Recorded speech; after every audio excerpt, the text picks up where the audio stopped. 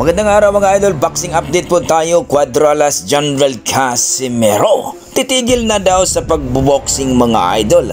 Ayun nga sa post ni Cuadralas, it's my boy o ni Kuya Lods mga idol.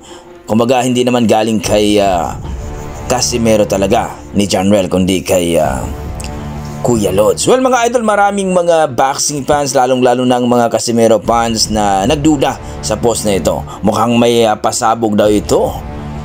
At kaya daw nagpost ng ganyan. Parang mas masarap daw pakinggan na kung saan ang mga haters daw at mga beaters at mga inggit na mga natalo sa mga laban ni Casimero nung nakaraan ay talagang magbunyi daw.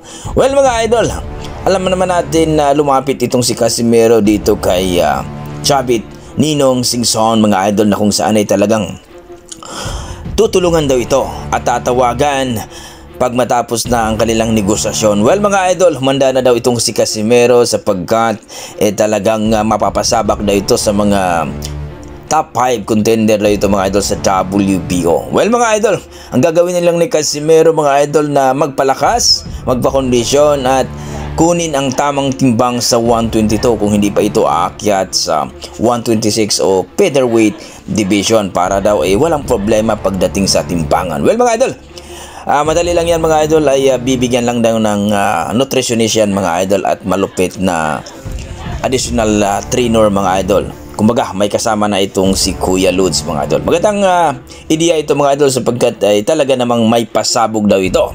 Hindi daw naniniwala ang mga boxing fans na titigil na itong si Casimero sa pagboboxing.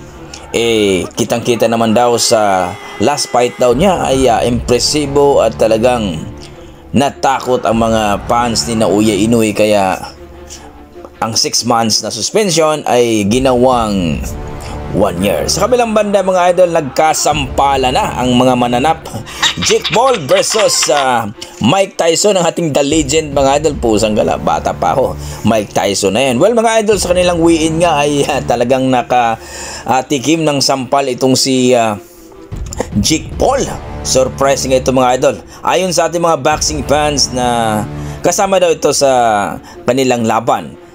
Para buminta ang laban ay may sampalan. Pero medyo masakit yun mga idol kasi talagang hindi, kumbaga, gulatan ang nangyari. Hindi pa nga nag-umpisa ang laban pero nakatama na si Mike Tyson. Magandang laban yan mga idol. Bukas abangan natin kung ano mangyayari sa laban. Medyo bata pa itong si Jake Paul pero may lakas. Pero dito kay Mike Tyson, medyo may edad na pero halimaw pa rin pagdating sa luna. Magkaalaman na lang yan mga idol sa stamina kung aabot sila sa mataas na, kumbaga, aabot sila sa mga up to 6 rounds mga idol. Baka hihingali na itong si Mike Tyson kasi medyo may edad na. Kayo dyan mga idol, masasabi nyo sa ating video. Naniniwala ba kayo na si Casimero ay titigil na sa pagboboxing? Well mga idol, komento na sa baba mga idol para ating pag-usapan.